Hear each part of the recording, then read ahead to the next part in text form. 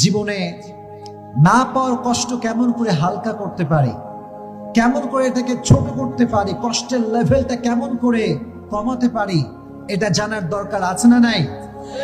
মানুষের জীবনের সবচেয়ে বড় তিতা সত্য কথা হচ্ছে যে মানুষ এটা খুব সহজে পেয়ে যায়, এটার মূল্যায়ন সে করতে চায় না।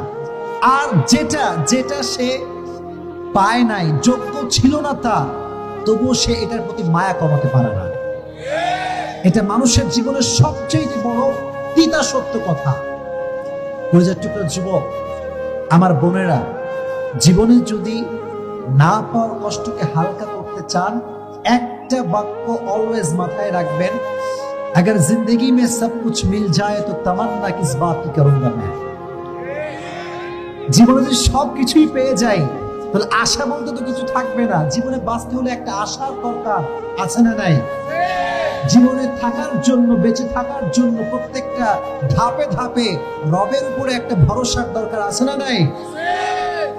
আজ থেকে জীবনের সমস্ত না পাওয়া জিনিসগুলোকে আল্লাহর উপরে ভরসা করে ছেড়ে দিবেন। আল্লাহকে বলবেন, আল্লাহ, আমার জীবনে যা আমি পেয়েছি তুমি সব দিয়েছো, আর যা পাইনি তাও তো না দেওয়ার মালিক একজন, তিনি কে?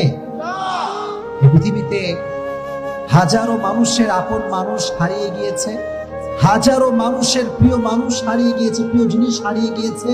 আর ইতিহাসের এই সব মানুষগুলো একটা বাক্য বলেই নিজেকে প্রশান্ত রেখেছে, বাক্যটার নাম হচ্ছে আল্লাহ ভরসা। সুবহানাল্লাহ পড়েন। আচ্ছা বলেন, সব বিষয়ে একটা বাক্য বলবো, আল্লাহ ভরসা। বলেন না আল্লাহ ভরসা।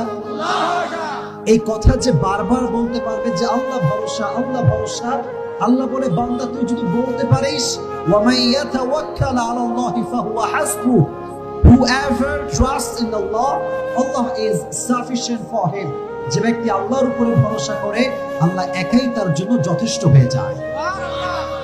এজন্য আজ থেকে জীবনে না পাওয়া জিনিসটা কোনো টেনশন নাই, কোনো হতাশা নাই, কোনো অভিযোগ নাই, কোনো ছেঁকা খেয়ে বেকা হওয়া যাবে না। ঠিক কিনা বলে?